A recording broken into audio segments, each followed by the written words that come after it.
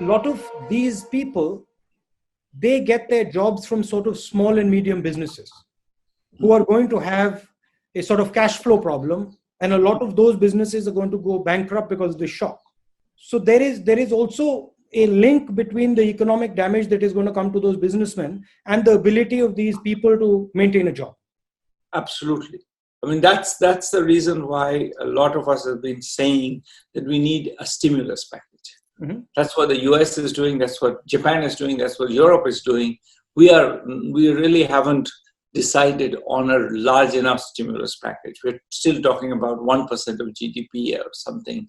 The US has gone for 10% of GDP. But there's a sense in which I think we have to, the MSME sector, mostly the easier. We have done one thing that I think is wise, which is to kind of put a moratorium on debt payments. I would say we could do more than that. We could even say that the debt payments for this quarter will be cancelled and will be taken care of by the government.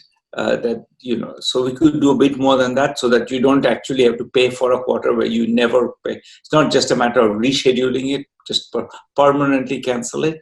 We could do that, but beyond that, I think it's not clear that targeting the MSME sector is the right channel. It's more reviving demand, giving money in the hands of everybody so that they go buy in the stores or they buy consumer goods. The MSME sector produces a bunch of stuff that people will want.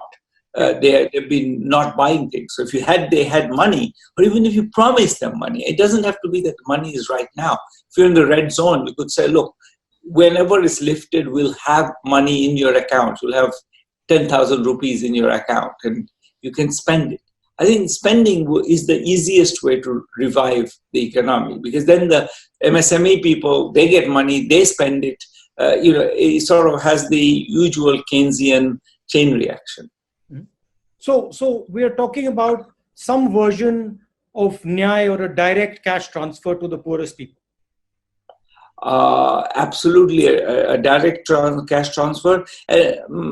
Whether it's to the poorest people, that's more debatable. I would argue for a broader, because I think targeting is extremely costly. Yeah, you try to target in this mess. You try to target and figure out who's become poor after their shop was shut for 6 weeks.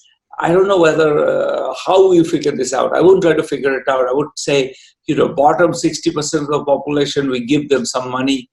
Nothing bad will happen, in my view. That if we gave them some money, well, some of them will not need it, but fine, they'll spend it. And if they spend it, that will have stimulus effect. So the only place where maybe I'm more aggressive than you are in that sentence is that I think I would go beyond the poorest people.